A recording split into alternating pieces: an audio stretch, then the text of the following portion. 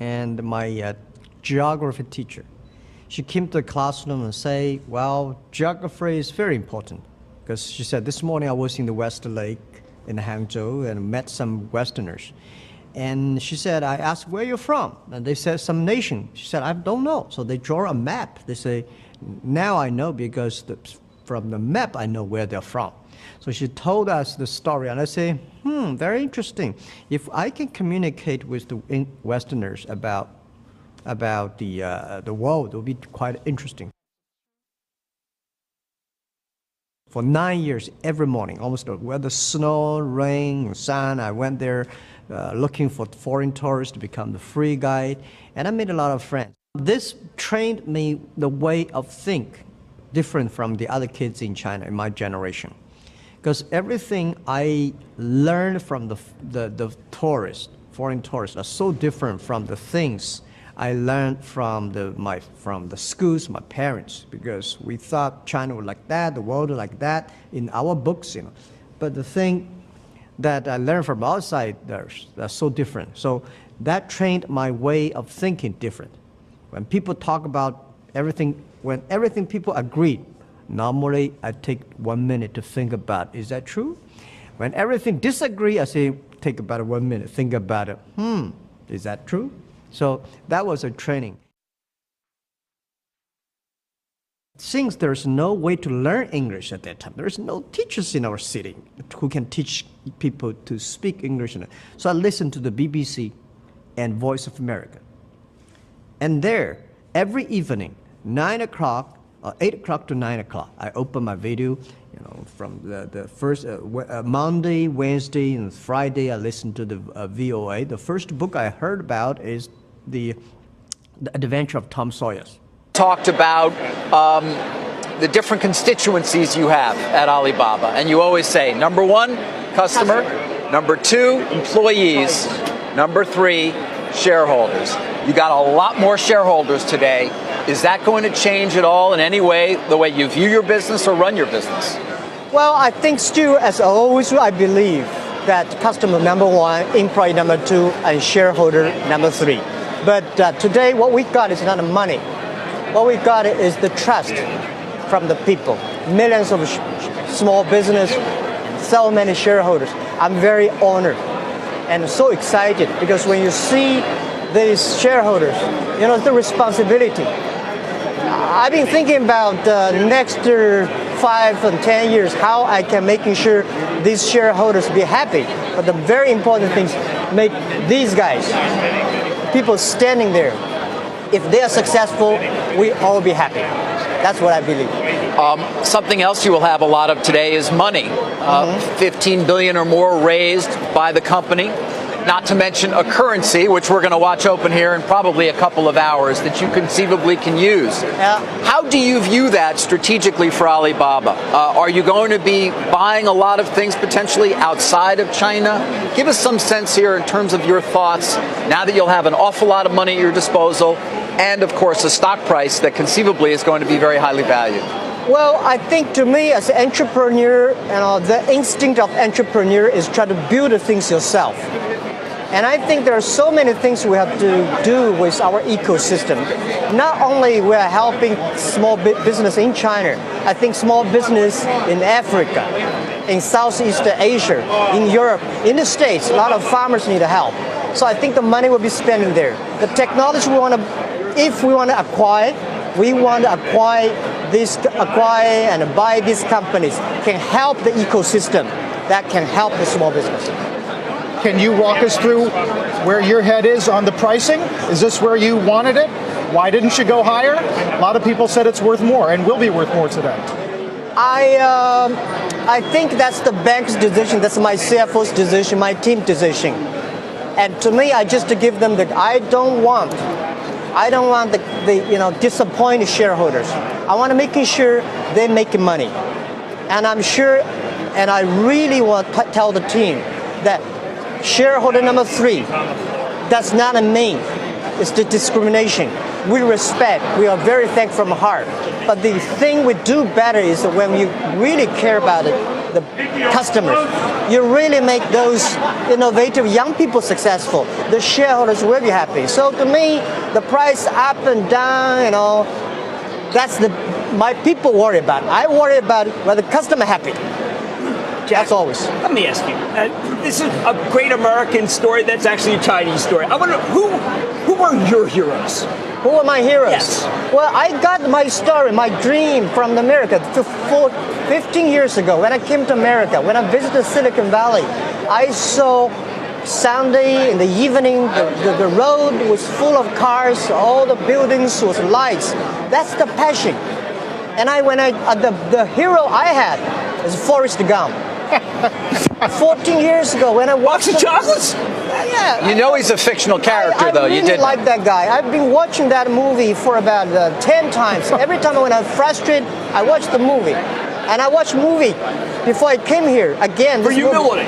Yeah, for coming to the New York because I watched the movie again and telling me that no matter whatever changed, you are you. And I'm still the guy 15 years ago.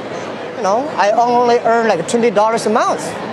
And today I can do that much, It's honor. What does it mean for the People's Republic of China? I think we were giving a lot of people inspiration. We want to encourage a lot of people say yes.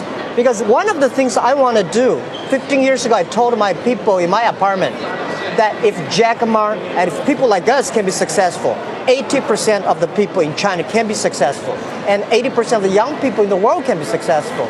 We do not have the rich daddy, powerful uncle. We do from nothing. So that's what I want to do on China. What would you say to an American investor who is really interested in your company and the growth opportunity, but worries about interference from the government, transparency, books, regulators we don't understand? How do we get around all of that? Trust. Trust us, trust the market, and trust the young people, and trust the new technology. And the world is getting more transparent. Everything you worry about, I've been worried about in the past 15 years. Everything you worry about, I've been gone through this tough 15 years. That's not easy, and we are ready to work for another 87 years. So I want to tell the investors, we take care of them.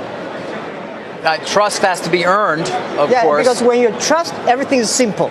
If you don't trust, things get complicated. And so when we talk about transparency and people look at the Alipay transaction, which got a great deal of publicity at that time and certainly was not something Yahoo was happy about, how should we view that? Well, someday people will find out. And today is not time. And I would say I have 25,000 smart people. If I do anything wrong, I'm transparent, I'll put that company into my pocket. And why I've been keep on telling mission, a vision, a value for 15 years. People would leave us. And we are making sure the ecosystem, somebody has to make tough decisions.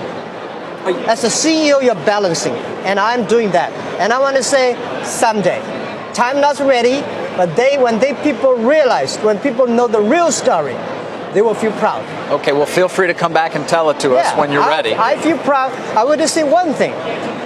The decision for Alipay was one of the most painful decisions I have ever made in my past 15 years business career. But this is the decision I feel most proud of in the past 15 years. That is courage. That's called courage, responsibility, and leadership. Somebody has to make the tough decision. Right. And I did it. Jack, when I spoke to investors who met with your team as they investigated the company, all of them came out saying, of course, we're going to want to own a lot of shares, but they still had other questions that didn't get answered. Yeah. For example, your logistics business. You own 48% of a logistics business that is enormous, yet it's not consolidated at all on your income statement. Some people worry, well, will a day come when that has to come on board, and what will that mean for what we're looking at in terms of the numbers at Alibaba? Okay, the good thing is because the logistics system is not good in China. That gives us opportunity. If it's already very sophisticated, then why would they need us? One of the reasons why e-commerce in China grow faster than the USA, because the infrastructure of commerce in China was too bad. And the USA e-commerce could not do better because, it's a supplementary. I said e-commerce in the USA is a dessert. and in China become a main course. And logistic, we are talking about 27 million packages in China totally every day. But what we will see in 10 years will be 200 million packages every day. So we have to solve that problem, not today's problem. 200 million packages which I think a day. in 10 years. Jack, I think there's a misperception also. I think people say, well, it's Amazon, but if I have an idea for a company, I have a product, I know I can go to your site and I can find someone in the world who will manufacture my product for far less. Talk about the idea that this is maybe the great entrepreneurship site of all time. Exactly. This is what we are doing. Our mission is helping doing business easier.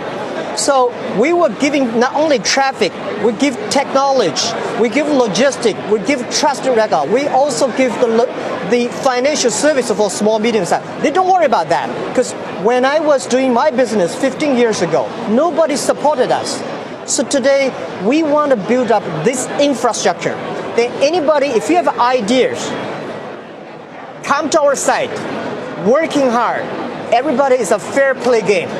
But you also care about making sure that there's no slave labor involved. No. Talk about that, because that's important, because I don't want to communicate with someone where I end up in a factory that collapses. Now, we have a strict rules to see that. And also, intellectual properties and copycats and fake products, these are headaches of the world. And we are solving that. And the thing is that it's not about the slave. You see, 49% of the power sellers on our side are women. The women entrepreneurs coming up. And A lot of the customers today were female. Yeah, we would not unpurposely select around 500 women. I mean, we feel so proud. Here's an obvious question. Yep. Are there American companies on your shopping list, and which ones are them? Well, I think there are a lot of American companies I would like to learn from. Whether they will sell, we can buy, we can work together, that's not important. Important is that if we can work together, helping small guys, I would do anything. But if they thinking about making money, well, we can in the long term. But helping small business, making sure the ecosystem is healthy for the small business, we would do anything. Jeff, where's China right now? The PRC's been cutting the repo rate last night. They've been doing these big bank injections. We have an impression that China is slowing. But is that just the export market? Is the consumer doing better in China than we realize? Oh, absolutely. And we are helping that. This is the power of Taobao, the power of Alibaba. The 300 billion sales every year. So we want to go to countryside and making sure they grow. Jack, 300 billion in gross merchandise value. How big can Alibaba become? Well, we have a dream, which probably I'm not about to say, but I think we value that the China changed because of us in the past 15 years. And we hope in the next 15 years, the world changed because of us. We want to be bigger than Walmart. We want to be bigger. It's not the size.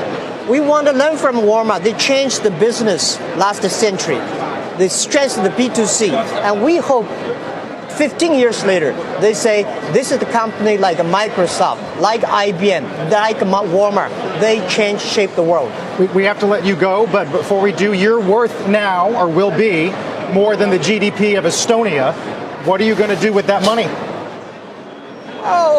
What would the still focusing on our mission? I mean, But your own personal wealth. For me? Yes. Well, this is a headache thing. I guess I'm going to spend.